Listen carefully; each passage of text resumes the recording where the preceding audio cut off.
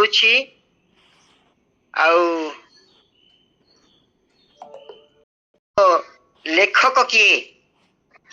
ସଲମନ। ବହୁତ ଧନ୍ୟବାଦ। ଆଉ ସେ କେତେଟା ଗୀତ ଲେଖିଛନ୍ତି? 8ଟା। ତାଙ୍କର ଲେଖା ମଧ୍ୟରୁ କେତେଟା ଗୀତ? ପ୍ରଥମ ରାଜାବଳୀ 4 ଅଧ୍ୟାୟରେ 32 ପଦ। ଆଜ୍ଞା ମତେ କହିସାରିଛନ୍ତି ବିନୟ ସାର୍। ନାଇଁ 8ଟା ରୁବିନ ଭାଇ କହିଲେ।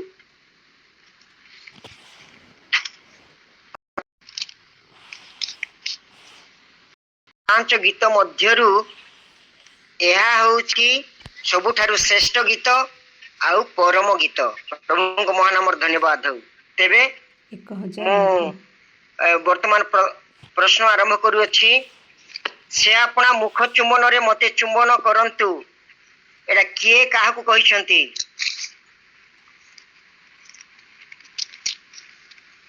ପରମ ଗୀତ ଆସନ୍ତୁ। ବା ସେ ଆପଣା ମୁଖ ଚୁମ୍ବନରେ ମତେ ଚୁମ୍ବନ କରନ୍ତୁ, କାହାକୁ ଇଙ୍ଗିତ କରାଯାଇଛି? 1 ଅଧ୍ୟାୟରେ 1 ପଦରେ ଉଲ୍ଲେଖ କରାଯାଇଛି। ତେବେ ତୁମ୍ଭ ସୁଗନ୍ଧି ତୈଳର ସୁବାସ ଉତ୍ତମ, କନ୍ୟା କାହା ବିଷୟରେ ଭାବନ୍ତି? ବର ବିଷୟରେ, ପ୍ରଭୁ ଶ୍ରୀକୃଷ୍ଣଙ୍କ ବିଷୟରେ। ବର ବିଷୟରେ, ଧନ୍ୟବାଦ। କନ୍ୟା ଯୀଶୁ ନାମକୁ କିପରି ଅନୁଭବ କରନ୍ତି? ଧଳା ସୁଗନ୍ଧି କନ୍ୟା ତୈଳ। ଯୀଶୁ ନାମକୁ ଧନ୍ୟବାଦ। ଧଳା ସୁଗନ୍ଧି ତୈଳ ସ୍ୱରୂପ ସେ ଅନୁଭବ କରନ୍ତି। ମତେ ଆକର୍ଷଣ କର, ପୁରାତନ ନିୟମରେ କେଉଁ ରଜ୍ଜୁ ଦ୍ୱାରା ମନୁଷ୍ୟ ମାନଙ୍କୁ ପ୍ରଭୁ ଆକର୍ଷଣ କରନ୍ତି? ପ୍ରେମ ରଜ୍ଜୁ। ପ୍ରେମ ରଜ୍ଜୁ, ବହୁତ ବହୁତ ଧନ୍ୟବାଦ। ରାଜା ଆପଣା ଅନ୍ତପୁରକୁ ମତେ ଆଣିଅଛନ୍ତି। 1 ଅଧ୍ୟାୟରେ 4 ପଦ ଅନୁସାରେ ଅନ୍ତପୁରରେ କିଏ ସର୍ବତ ଭାବେ ସୁଶୋଭିତା? ପୁରାତନ ନିୟମରେ କେଉଁଠି ଲେଖା ଅଛି?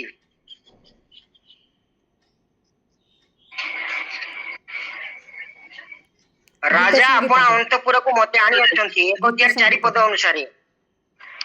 ହେଲେ ଅନ୍ତପୁରରେ କିଏ ସର୍ବତ ଭାବେ ସୁଶୋଭିତା? ଗୀତ ସଂହିତାରେ ଲେଖା ଅଛି। ହଁ, ଗୀତ ସଂହିତା 45 ଅଧ୍ୟାୟ 13 ପଦ। ରାଜକୁମାରୀ, ପ୍ରେଜ୍ ଦ ଲର୍ଡ। ସେ ସୂଚି ଶିଳ୍ପିତ ବସ୍ତ୍ରରେ ରାଜାଙ୍କ ନିକଟକୁ ଅଣାଯିବେ। ସେମାନେ ଆନନ୍ଦ ଉଲ୍ଲାସରେ ଅଣାଯିବେ। ସେମାନେ ଆନନ୍ଦ ଉଲ୍ଲାସରେ ଅଣାଯିବେ। ରାଜାଙ୍କ ଅଟ୍ଟାଳିକାରେ ପ୍ରବେଶ କରିବେ। ଯୀଶୁ ରାଜାଙ୍କ ଅଟ୍ଟାଳିକାରେ ପ୍ରବେଶ କରିବେ। ଏଇଟା ପୁରାତନ ନିୟମରେ କେଉଁମାନେ ଏହି ପ୍ରେମ ଗୀତକୁ ଲେଖିବାକୁ ପବିତ୍ର ଆତ୍ମା ଚାଳନା ଦେଲେ? ସଲୋମନଙ୍କର ପରମ ଗୀତ, କିନ୍ତୁ ପୁରାତନ ନିୟମରେ ମଧ୍ୟ ଗୋଟେ ପ୍ରେମ ଗୀତ ଅଛି। କୋଉମାନେ ସେ ଗୀତକୁ ଲେଖିଛନ୍ତି? ପବିତ୍ର ଆତ୍ମା କୋଉମାନେ? ସରାଫଗଣ ନା। ତାର ଉତ୍ତର ଦେଖନ୍ତୁ, ଗୀତ ସଂହିତା 45 ଅଧ୍ୟାୟର ପ୍ରଥମ ଅଂଶ।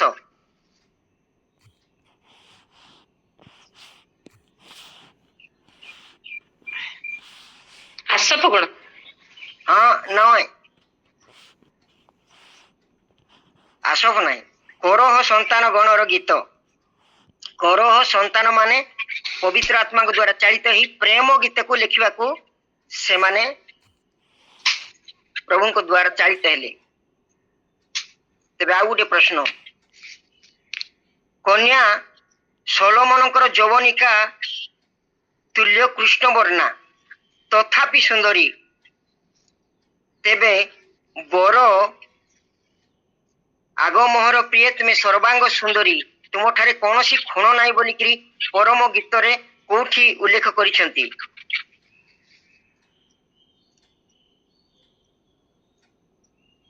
ମୁଁ ସଲୋମନଙ୍କର ଯୌବନିକା ତୁଲ୍ୟ କୃଷ୍ଣ ବର୍ଣ୍ଣା, ତଥାପି ସୁନ୍ଦରୀ ବୋଲିକିରି କନ୍ୟା କହୁଛନ୍ତି। ତେବେ ବର ଆଗ ମୋହର ପ୍ରିୟ, ତୁମେ ସର୍ବାଙ୍ଗ ସୁନ୍ଦରୀ, ତୁମଠାରେ କୌଣସି ଖୁଣ ନାହିଁ ବୋଲିକିରି କୋଉଠି ଉଲ୍ଲେଖ କରିଛନ୍ତି ପରମ ଗୀତରେ?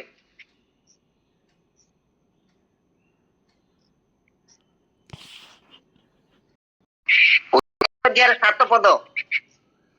ବର କହୁଛନ୍ତି ଆଗ ମୋହର ପ୍ରିୟ ତୁମେ ସର୍ବାଙ୍ଗ ସୁନ୍ଦରୀ ତୁମଠାରେ କୌଣସି ଖୁଣ ନାହିଁ। ପରମ ଗୀତ 4:7। ଧନ୍ୟବାଦ। ତେବେ ବର ଆଗ ନାରୀଗଣ ମଧ୍ୟରେ ପରମ ସୁନ୍ଦରୀ ଏହି ଉକ୍ତିଟି ଆଉ କେଉଁ ଦୁଇଟି ସ୍ଥାନରେ ଲେଖା ଅଛି? ଆଗ ନାରୀଗଣ ମଧ୍ୟରେ ପରମ ସୁନ୍ଦରୀ ପ୍ରଥମରେ ବର କହିଛନ୍ତି, ଆଉ ଅନ୍ୟମାନେ କେଉଁ କେଉଁ ସ୍ଥାନରେ କହିଅଛନ୍ତି କନ୍ୟାଙ୍କୁ?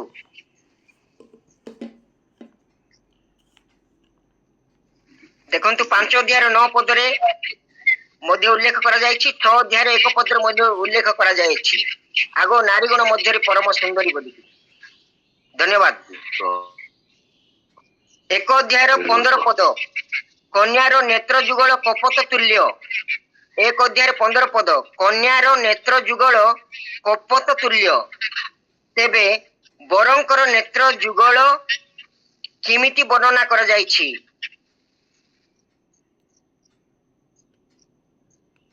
ନିକଟସ୍ଥ କପୋତ ତୁଲ୍ୟ, ଦୁଗ୍ଧରେ ଧୌତ ଓ ଯଥାସ୍ଥାନରେ ସ୍ଥାପିତ। ଧନ୍ୟବାଦ। କେଉଁ କେଉଁ ନାମରେ ସମ୍ବୋଧନ କରନ୍ତି? ପରମ ଗୀତ ପୁରା ପଢିଥିଲେ ସମସ୍ତେ କହିପାରିବେ। କନ୍ୟାଙ୍କୁ ବର କେଉଁ କେଉଁ ନାମରେ ସମ୍ବୋଧନ କରନ୍ତି? ପ୍ରିୟତମା, କପୋତି। ୟେସ୍, ପ୍ରିୟତମା, କପୋତି। ତାପରେ ପ୍ରିୟ, ସୁନ୍ଦରୀ, ପରମ ସୁନ୍ଦରୀ, କପୋତି, ଶୋଭାବତୀ, ଧ୍ୱଜାଧାରୀ, ସୈନ୍ୟ ପରି ଭୟଙ୍କରୀ, ଶୁଦ୍ଧମତୀ, ଅଦ୍ୱିତୀୟା, ଏକମାତ୍ର, ମନୋନୀତା, ରାଜକନ୍ୟା, ଭଗିନୀ, ରୁଦ୍ଧ ନିର୍ଝର, ମୁଦ୍ରାଙ୍କିତ ଜଳାକାର। ଏଇଭଳି ଭାବରେ 2 ଅଧ୍ୟାୟରେ 1 ପଦ ଯୀଶୁ ସାରଣର ଗୋଲାପ। ସାରା ପୃଥିବୀ ନିବାସୀ ମାନେ ପ୍ରତ୍ୟେକ ମଣ୍ଡଳୀ ଯୀଶୁଙ୍କୁ ସାରଣର ଗୋଲାପ ବୋଲିକରି ଆଖ୍ୟା ଦିଅନ୍ତି। ତେବେ କନ୍ୟା କୋଉ ପୁଷ୍ପ ହେଇପାରେ? ଯୀଶୁ ଯଦି ସାରଣର ଗୋଲାପ, ତେବେ କନ୍ୟା କେଉଁ ପୁଷ୍ପ ସହିତ ସେ ଆଖ୍ୟା ପାଇପାରେ? ତାର ତଳକୁ ଲେଖା ପୁଷ୍ପ।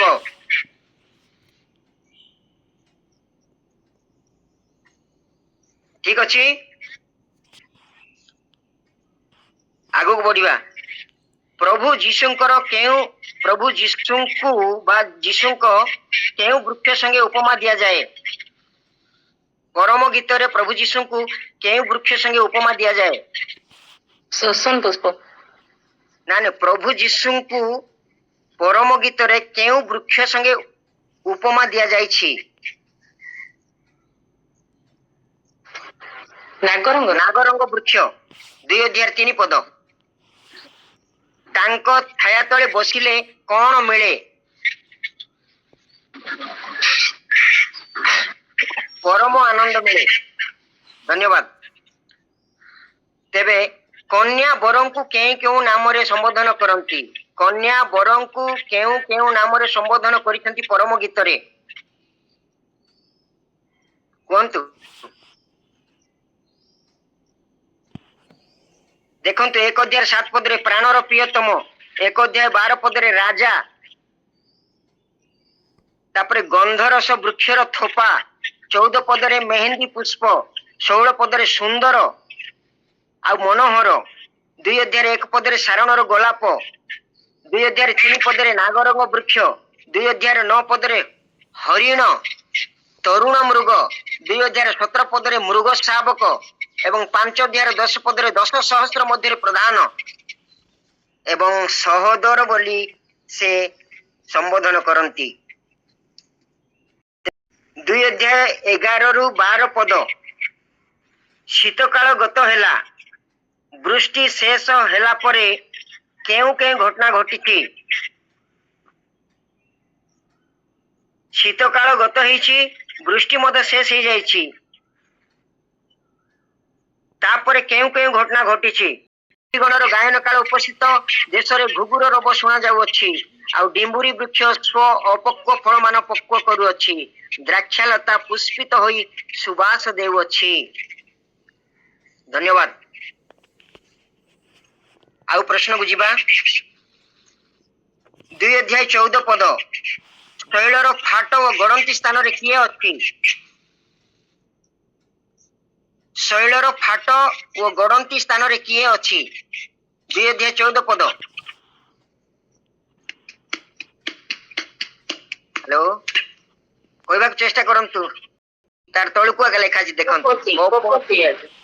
ଓକେ, ଥ୍ୟାଙ୍କ ୟୁ, ଧନ୍ୟବାଦ ଯିଏ କହିଲେ। ଦ୍ରାକ୍ଷା କ୍ଷେତ୍ର ନାଶକ କିଏ? ଶୃଗାଳ। କ୍ଷୁଦ୍ର ଶୃଗାଳ ମାନେ।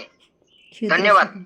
ପୁରାତନ ନିୟମରେ କ୍ଷୁଦ୍ର ଶୃଗାଳ ମାନେ କିଏ ବୋଲିକିରି ଉପସ୍ଥାପିତ କରାଯାଇଛି? ପୁରାତନ ପାପ। ନିୟମରେ କ୍ଷୁଦ୍ର ଶୃଗାଳ ମାନେ ଛୋଟ କିଏ? ଛୋଟ ପାପ, ଶୀଘ୍ର ସହଜରେ ବେଷ୍ଟନକାରୀ ପାପ। ହଁ, ସହଜରେ ବେଷ୍ଟନକାରୀ ପାପ। ନିୟମରେ ଭଣ୍ଡ ଭବିଷ୍ୟତ ବକ୍ତା ଜିହିଜିକେଲ 13 ଅଧ୍ୟାୟରେ 4 ପଦରେ ଉଲ୍ଲେଖ କରାଯାଇଛି। ଆଉ ନୂତନ ନିୟମରେ ଦୁଷ୍ଟ କାର୍ଯ୍ୟକାରୀଗଣ ଫିଲିପି 3 ଅଧ୍ୟାୟରେ 2 ପଦରେ ଉଲ୍ଲେଖ କରାଯାଇଛି। ଆଉ ଯୋଉ କୋଟେସନ ଆପଣ ଦେଲେ ତାହା ମଧ୍ୟ ପ୍ରଯୁଜ୍ୟ। ଧନ୍ୟବାଦ। ଆଉ ପ୍ରଶ୍ନକୁ ଯିବା। ପ୍ରିୟତମ ହେଉଛନ୍ତି ମେଷପାଳକ। ସେ କେଉଁଠାରେ ଆପଣା ପଲ ଚରାନ୍ତି? ପ୍ରିୟତମ ହେଉଛନ୍ତି ମେଷପାଳକ, ପ୍ରଭୁ ଯୀଶୁ ଖ୍ରୀଷ୍ଟଙ୍କ ନିଦର୍ଶନ। ସେ କେଉଁଠାରେ ଆପଣା ପଲ ଚରାନ୍ତି? ଶୋଷଣ ପୁଷ୍ପ ବନରେ। ପ୍ରଭୁଙ୍କୁ ଧନ୍ୟବାଦ।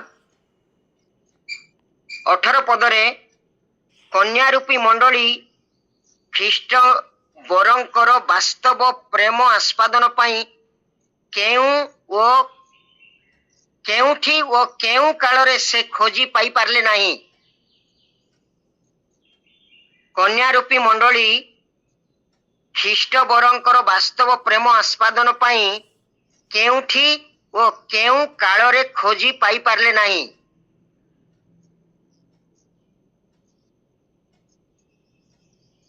ତିନି ଅଧ୍ୟାୟରେ 1 ପଦ ଦେଖନ୍ତୁ। ଶଯ୍ୟାରେ ଆଉ ରାତ୍ରି କାଳରେ ସେ ଖୋଜିଲେ କିନ୍ତୁ ପାଇପାରିଲେ ନାହିଁ। ଧନ୍ୟବାଦ। କନ୍ୟା ଗଳି ଗଳି ଛକେ ଛକେ ଖୋଜୁ ଖୋଜୁ କାହା ହାବୁଡରେ ପଡ଼ିଲେ? କନ୍ୟା ଗଳି ଗଳି ଛକେ ଛକେ, ପ୍ରଭୁ 3 ଅଧ୍ୟାୟରେ 3 ପଦ, ନଗର ଭ୍ରମଣକାରୀ ପ୍ରାଚୀର ମାନଙ୍କ ହାବୁଡରେ ପଡ଼ିଲେ। ସେ ନଗର ଭ୍ରମଣକାରୀ ପ୍ରାଚୀନ ପ୍ରହରୀ ମାନେ କନ୍ୟାକୁ ସେମାନେ କଣ କଲେ? ଆଚ୍ଛାଦନ ବସ୍ତ୍ର କାଢି ନେଇଗଲେ। ତେବେ ସେମାନଙ୍କୁ ଛାଡିବାର କେତେ ଘଣ୍ଟା ଉତ୍ତାରେ? ଯାହାଙ୍କୁ ମୋ ପ୍ରାଣ ପ୍ରେମ କରେ ତାହାଙ୍କୁ ମୁଁ ପାଇଲି। ଡେସ୍ ଫିଲ୍ଅପ୍ କରନ୍ତୁ। 10 ଘଣ୍ଟା ପରେ, 40 ଦିନ ପରେ, ଅଳ୍ପ କ୍ଷଣ ଉତ୍ତାରେ। ସେମାନଙ୍କୁ ଛାଡିବାର କୋଉ ସମୟ ଉତ୍ତାରେ? ଅଳ୍ପ କ୍ଷଣ ଉତ୍ତାରେ। ଧନ୍ୟବାଦ। ଅଳ୍ପ କ୍ଷଣ ଉତ୍ତାରେ ଯାହାଙ୍କୁ ମୋ ପ୍ରାଣ ପ୍ରେମ କରେ ତାହାଙ୍କୁ ମୁଁ ପାଇଲି। କନ୍ୟା ତାଙ୍କୁ ପାଇକି କେଉଁ ପୁରକୁ ସେ ଆଣିବା ପର୍ଯ୍ୟନ୍ତ ଧରି ରଖିଲେ?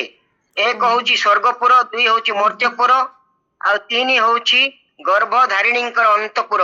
ଅନ୍ତପୁର, ଗର୍ଭଧାରିଣୀଙ୍କର ଅନ୍ତପୁର। ଧନ୍ୟବାଦ। ଗର୍ଭଧାରିଣୀଙ୍କର ଅନ୍ତପୁର। ମଣ୍ଡଳୀ ରୂପ କନ୍ୟାଙ୍କୁ କେଉଁ ଆକର୍ଷଣୀୟ ବିଷୟବସ୍ତୁ ବରଙ୍କ ପ୍ରେମରୁ ବିଚ୍ଛିନ୍ନ କରିପାରିଲାନି? ମଣ୍ଡଳୀ କନ୍ୟାଙ୍କୁ କେଉଁ ଆକର୍ଷଣୀୟ ବିଷୟବସ୍ତୁ ବରଙ୍କ ପ୍ରେମରୁ ବିଚ୍ଛିନ୍ନ କରିପାରିଲାନି? ତାର ଆନ୍ସର ରହିଛି 3 ଅଧ୍ୟାୟର 6 ପଦରୁ 11 ପଦ ମଧ୍ୟରେ। ମୁଁ ପଢି ଦଉଛି। ସଲୋମନଙ୍କର ଚତୁର୍ଦଳ ବା ସଲୋମନଙ୍କର ବିଶ୍ରାମର ଆସନ ବା ପାଲିଙ୍କି।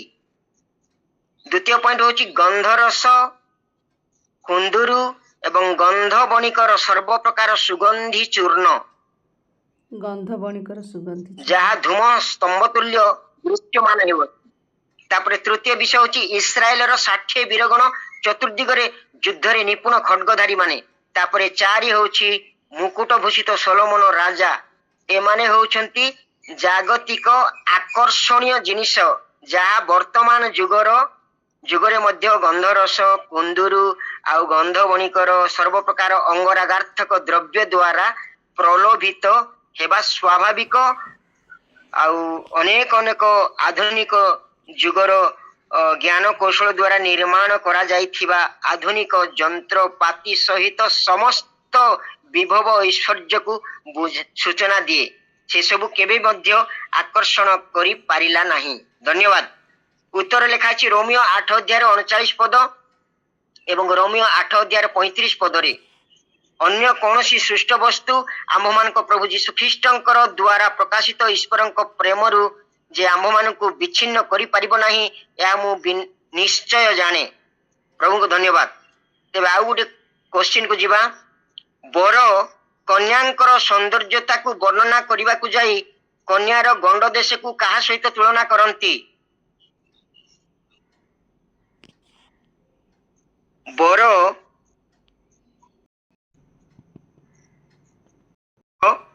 ଡାଳିମ୍ବ ଖଣ୍ଡ ସଦୃଶ। ଧନ୍ୟବାଦ। ସୁଗନ୍ଧ ସର୍ବପ୍ରକାର ସୁଗନ୍ଧି ଦ୍ରବ୍ୟ ଅପେକ୍ଷା କିପରି ଉତ୍ତମ? କନ୍ୟାର ତୈଳର ସର୍ବପ୍ରକାର ସୁଗନ୍ଧି ଦ୍ରବ୍ୟ, ଯାହା ଏଫିସି 6:18 ପଦରେ ସର୍ବପ୍ରକାର ପ୍ରାର୍ଥନା ଓ ନିବେଦନରେ ଆତ୍ମାଙ୍କ ସାହାଯ୍ୟରେ ପ୍ରାର୍ଥନା କର, ଏହା ତାହାର ସହିତ ତୁଳନା କରାଯାଇଛି। ମଣ୍ଡଳୀ ଏକ ରୁଦ୍ଧ ଉଦ୍ୟାନ, ଏକ ରୁଦ୍ଧ ନିର୍ଝର ମୁଦ୍ରାଙ୍କିତ ଜଳାକାର। ପ୍ରଭୁ ଯୀଶୁଙ୍କର ବ୍ୟତୀତ କେହି ସେଠି ପ୍ରବେଶ କରିପାରିବେ ନାହିଁ। କାହିଁକି? ମଣ୍ଡଳୀ 4:12 ଉଦ୍ୟାନ, 2 ରୁଦ୍ଧ ନିର୍ଝର, 3 ମୁଦ୍ରାଙ୍କିତ ଜଳାକାର। ପ୍ରଭୁ ଯୀଶୁଙ୍କ ବ୍ୟତୀତ କେହି ପ୍ରବେଶ କରିବାର ଅଧିକାର ନାହିଁ। କାହିଁକି? ଯୀଶୁ ହେଉଛନ୍ତି ମଣ୍ଡଳୀର ମସ୍ତକ ଅଟନ୍ତି, ସେଇଥିପାଇଁ। ତାପରେ କନ୍ୟା ରୂପୀ ପଲ୍ଲବ ବା ଶାଖାରେ ଡାଳିମ୍ବ, ମେହେନ୍ଦି, ଜଟାମାଂସୀ, କୁଙ୍କୁମ, ବଚ, ଦାରୁଚିନି, କୁନ୍ଦୁରୁ ଆଉ ଗନ୍ଧରସ ଏବଂ ଅଗୁରୁ, ଏ 9ଟି ଫଳ ଦେଖାଯାଉଛି ପରମ ଗୀତର 4:26 ପଦରେ 12 ପଦରେ। ତେବେ ନୂତନ ନିୟମରେ କାହା ସଙ୍ଗେ ତୁଳନା କରାଯାଇଛି? 9ଟି ଫଳ। ହଁ, ଆତ୍ମାଙ୍କର ଫଳ 9ଟା। Galatia Galatia 5:22। ବହୁତ ଧନ୍ୟବାଦ। ତାପରେ ଆଉ ଗୋଟେ ପ୍ରଶ୍ନ ଯିବା। ଉଦ୍ୟାନର ସୁଗନ୍ଧି ନିର୍ଗତ ପାଇଁ କେଉଁ ବାୟୁକୁ ସ୍ୱାଗତ କରାଯାଏ? ଉଦ୍ୟାନର ସୁଗନ୍ଧି ନିର୍ଗତ ପାଇଁ କେଉଁ ବାୟୁକୁ ସ୍ୱାଗତ କରାଯାଏ? ପଶ୍ଚିମ ବାୟୁ। ନାଇଁ, 5:16 ଦକ୍ଷିଣ ବାୟୁ। କନ୍ୟା ରୂପ ଉଦ୍ୟାନକୁ ଆସି କଣ ସଂଗ୍ରହ କଲେ, କଣ ଭୋଜନ କଲେ ଏବଂ କଣ ପାନ କଲେ?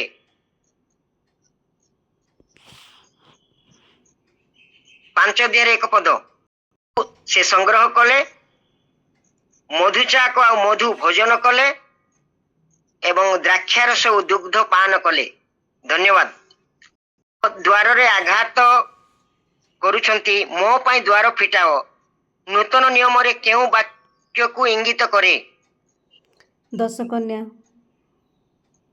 ପ୍ରିୟତମଙ୍କର ରବ, ଦ୍ୱାରରେ ସେ ଆଘାତ କରୁଛନ୍ତି, ମୋ ପାଇଁ ଦ୍ୱାର ଫିଟାଅ, ନୂତନ ନିୟମରେ କେଉଁ ବାକ୍ୟ ସହିତ ମେଳ ଖାଉଛି? ପ୍ରକାଶିତ 3:20। ଧନ୍ୟବାଦ। ଆଉ ଗୋଟେ କ୍ୱେଶ୍ଚିନ୍। କନ୍ୟା ପ୍ରିୟତମଙ୍କର ରୂପର ସୌନ୍ଦର୍ଯ୍ୟକୁ ବର୍ଣ୍ଣନା କରିବାକୁ ଯାଇ କିପରି ରୂପରେ ଦେଖନ୍ତି? ପ୍ରିୟତମଙ୍କର ରୂପକୁ କନ୍ୟା ବର୍ଣ୍ଣନା କରିବାକୁ ଯାଇ କିପରି ରୂପରେ ବରଙ୍କୁ ଦେଖୁଛନ୍ତି? ରକ୍ତବର୍ଣ୍ଣ 5:10 ପଦରେ ଅଛି। ରକ୍ତବର୍ଣ୍ଣ। ଧନ୍ୟବାଦ। ବର 10,000 ମଧ୍ୟରେ ପ୍ରଧାନ। ବର 10,000 5:10 ପଦରେ ହିଁ ଅଛି। ବର 10,000 ମଧ୍ୟରେ ପ୍ରଧାନ। ଠିକ ସେହିପରି ପୁରାତନ ନିୟମରେ କାହାକୁ ତୁଳନା କରାଯାଏ? ପରମ ଗୀତରେ 10,000 ମଧ୍ୟରେ ବରଙ୍କୁ ପ୍ରଧାନ ବୋଲିକି ଉଲ୍ଲେଖ କରାଯାଇଅଛି। ତେବେ ପୁରାତନ ନିୟମରେ କାହାକୁ ତୁଳନା କରାଯାଏ? ଉତ୍ତର ଦାଉଦଙ୍କୁ ଦ୍ୱିତୀୟ ସାମୁଏଲ 18 ଅଧ୍ୟାୟରେ 3 ପଦରେ ଲେଖା ଅଛି 10,000ର ସମାନ। ପୁନର୍ବାର ବରଙ୍କର କେଶ ଡାମରା କୁଆତୁଲ୍ୟ କୃଷ୍ଣ ବର୍ଣ୍ଣ। ପ୍ରକାଶିତ ବାକ୍ୟରେ ତାଙ୍କ କେଶ କିପରି? ପରମ ଗୀତରେ ଶୁଭ୍ର ବର୍ଣ୍ଣ।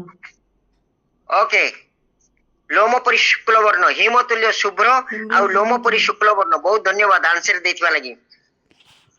କନ୍ୟାର କେଶକୁ ବର କିପରି ବର୍ଣ୍ଣନା କରନ୍ତି? ଏଟା ବରଙ୍କର କେଶ ହେଲା, କନ୍ୟାର କେଶକୁ ବର କିପରି ବର୍ଣ୍ଣନା କରନ୍ତି?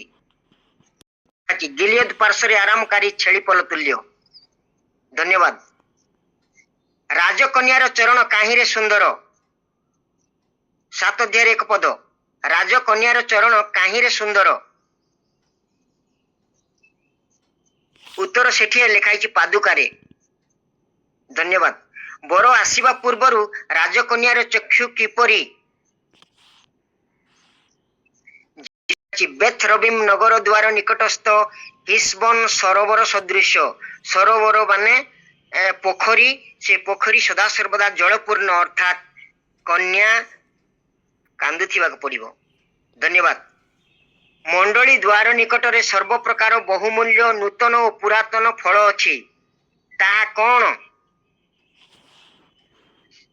13 ଅଧ୍ୟାୟରେ 52 ପଦରେ ଉତ୍ତର ଅଛି, ଯେଉଁ ଗୃହକର୍ତ୍ତା ଆପଣା ଭଣ୍ଡାରରୁ ନୂଆ ଓ ପୁରୁଣା ପଦାର୍ଥ ବାହାର କରେ, ସ୍ୱର୍ଗ ରାଜ୍ୟର ଶିଷ୍ୟ ହୋଇଥିବା ପ୍ରତ୍ୟେକ ଶାସ୍ତ୍ରୀ ଅର୍ଥାତ ବାଇବଲ ଜାଣିଥିବା ପ୍ରତ୍ୟେକ ବ୍ୟକ୍ତି ତାହାରି ସଦୃଶ।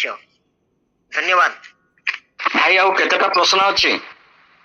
କନ୍ୟା କେଉଁ ଦୃଷ୍ଟିରେ ଇଙ୍ଗିତ ଦେଖିବାକୁ ଇଚ୍ଛା କରନ୍ତି? ଆଉ 4ଟା ପ୍ରଶ୍ନ ଅଛି। ବରଙ୍କୁ କନ୍ୟା କେଉଁ ଦୃଷ୍ଟିଭଙ୍ଗୀରେ ଦେଖିବାକୁ ଇଚ୍ଛା କରନ୍ତି?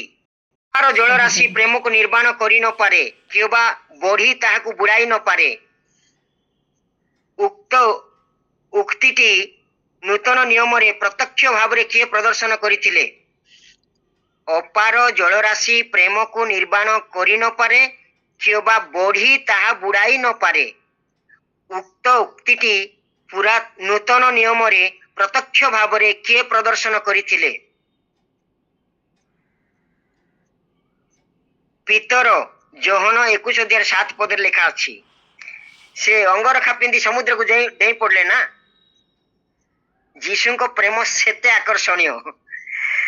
ଏଠି ମାଛ ଅଛି କି କଙ୍କଡା ଅଛି କି କୁମ୍ଭୀର ଅଛି ବୋଲି ସେ ଜାଣିଲେ ନାହିଁ, କିନ୍ତୁ ଅଗାଧ ସମୁଦ୍ରରେ ସେ ଅଙ୍ଗରଖା ପିନ୍ଧିକି ଡେଇଁ ପଡିଲେ ଖ୍ରୀଷ୍ଟଙ୍କୁ ସାକ୍ଷାତ କରିବା ପାଇଁ। ଖ୍ରୀଷ୍ଟଙ୍କୁ ସେ ସେତେ ପ୍ରେମରେ ସେ ପ୍ରେମ କରୁଥିବା ଲାଗି ସେ ମହାସମୁଦ୍ରକୁ ଡେଇଁ ପଡିଲେ ଫୁଙ୍ଗା ଦେହରେ।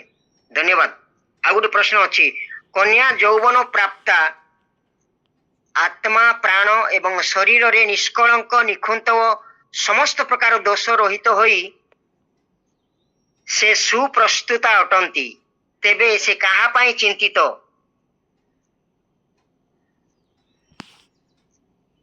କନ୍ୟା ଯୌବନ ପ୍ରାପ୍ତା ଆତ୍ମା ପ୍ରାଣ ଓ ଶରୀରରେ ନିଷ୍କଳଙ୍କ ନିଖୁନ୍ତ ଓ ସମସ୍ତ ପ୍ରକାର ଦୋଷ ରହିତ ହୋଇ ସେ ସୁପ୍ରସ୍ତୁତ ହେଇଛି ଯୀଶୁଙ୍କୁ ଭେଟିବା ପାଇଁ, ତେବେ ତାର ଆଉ କାହା ପାଇଁ ଚିନ୍ତା ଅଛି? 8 ଅଧ୍ୟାୟରେ 8 ପଦ। ବରଙ୍କ ଆଗମନ ନିମନ୍ତେ। ବରଙ୍କ ଆଗମନ ପ୍ରକୃତ ଯୀଶୁଙ୍କୁ ସାକ୍ଷାତ କରିବା ମଣ୍ଡଳୀ ଆଉ କାହା ପାଇଁ ଚିନ୍ତିତ ହେବା ଦରକାର? 8 ଅଧ୍ୟାୟରେ 8 ପଦ ଲେଖା ହେଇଛି, ସାନ ଭଗିନୀ ସେ ଯୌବନ ପ୍ରାପ୍ତ ହେଇନାହିଁ, ଯିଏକି ଯୀଶୁଙ୍କୁ ଭେଟି ପାରିବ ନାହିଁ। ଯୌବନ ପ୍ରାପ୍ତ ବ୍ୟକ୍ତି ମାନେ ହିଁ ଯୀଶୁଙ୍କୁ ମଧ୍ୟ ଆକାଶରେ ସାକ୍ଷାତ କରିପାରିବେ। ଶେଷ ପ୍ରଶ୍ନ। ମଣ୍ଡଳୀ ରୂପୀ କନ୍ୟା ପ୍ରସ୍ତୁତା ହୋଇ ବରଙ୍କୁ କୁହନ୍ତି 8 ଅଧ୍ୟାୟରେ 14 ପଦରେ। ମଣ୍ଡଳୀ ରୂପୀ କନ୍ୟା ପ୍ରସ୍ତୁତା ହୋଇ ବରଙ୍କୁ କୁହନ୍ତି 8 ଅଧ୍ୟାୟ 14 ପଦରେ, ହେ ମୋହର ପ୍ରିୟତମ ଚଞ୍ଚଳ ହୁଅ, ଅର୍ଥାତ ସ୍ୱର୍ଗ ଭୁବନରୁ ତୁମେ ଶୀଘ୍ର ଆସ ପ୍ରଭୁ ବୋଲିକିରି କନ୍ୟା ସେ ବରଙ୍କୁ ଡାକୁଛନ୍ତି। ତେବେ ବର କଣ ବୋଲି କହନ୍ତି?